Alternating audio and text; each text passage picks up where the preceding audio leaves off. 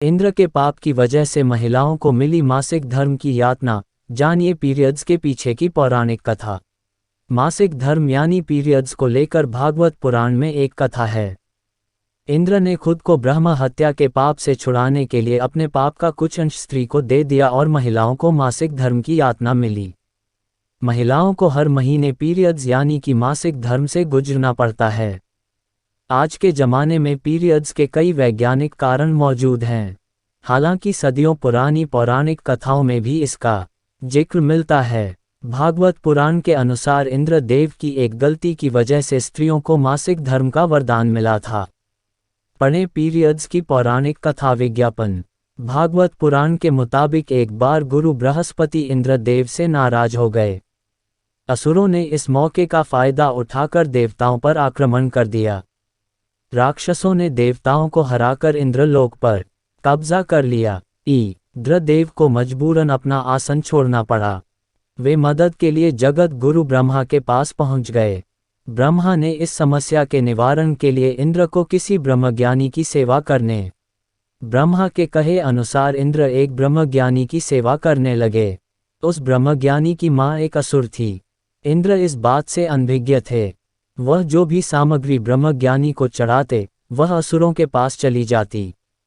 इस तरह इंद्र की सेवा निष्फल साबित हो रही थी। इंद्र देव को जब इस बात का पता चला तो वे बहुत क्रोधित हुए। उन्होंने क्रोध में आकर ब्रह्मज्ञानी की हत्या कर दी।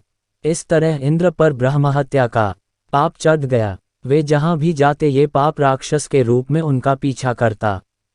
थक हार कर इंद्र एक फूल के अंदर समा गए और वहीं पर छिपकर भगवान विष्णु की आराधना करने लगे।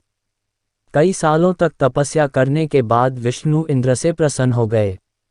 वे स्वयं इंद्र के समक्ष प्रकट हुए और उनसे वरदान मांगने के लिए कहा। इंद्र देव ने विष्णु से उन्हें ब्रह्म हत्या के पाप से मुक्ति दिलाने का वरदान मांगा। भगवान विष्णु ने कहा कि अगर इस पाप को वृक्ष, जल, धरती और स्त्री में बराबर बांट दिया जाए तो इंद्र देव इससे मुक्त हो जाएंगे। इंद्र देव इन चारों को मनाने की कोशिश में जुट गए। इंद्र ने वृक्ष, जल, धरती और स्त्री को अपने पाप का बराबर हिस्सा बांटने के लिए मनाया। इसके बदले उन्हें एक एक वरदान देने का वादा किया। वृक्ष को इंद्र का पाप लेने के बदले अपने आप जीवित होने का वरदान मिला। जल ने भी इंद्र के पाप का एक हिस्सा ग्रहण किया और उसे वरदान मिला कि उसमें किसी भी चीज को पवित्र करने की ताकत होगी। इसी तरह धरती ने इंद्र के पाप के बदले वरदान लिया कि उस पर पड़ने वाली चोट का कोई असर नहीं होगा और फिर से ठीक हो जाएगी। अंत में स्त्री ने भी इंद्र के पाप के 1/4 हिस्से को ग्रहण किया और उसे मासिक धर्म की यातना मिली। इसके बदले स्त्री को वरदान मिला कि वह पुरुषों के मुकाबले काम का कई गुना ज्यादा आनंद उठा सकेगी। इस तरह हर महीने स्त्रियों को मासिक धर्म होता है। इस दौरान वे देवताओं की पूजा नहीं करती हैं। हालांकि ये पौराणिक कथा है।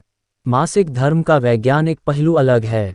विज्ञान में पीरियड्स को एक सामान्य जैविक प्रक्रिया माना जाता है जो महिलाओं को गर्भधारण करने के लिए तैयार करती है और इससे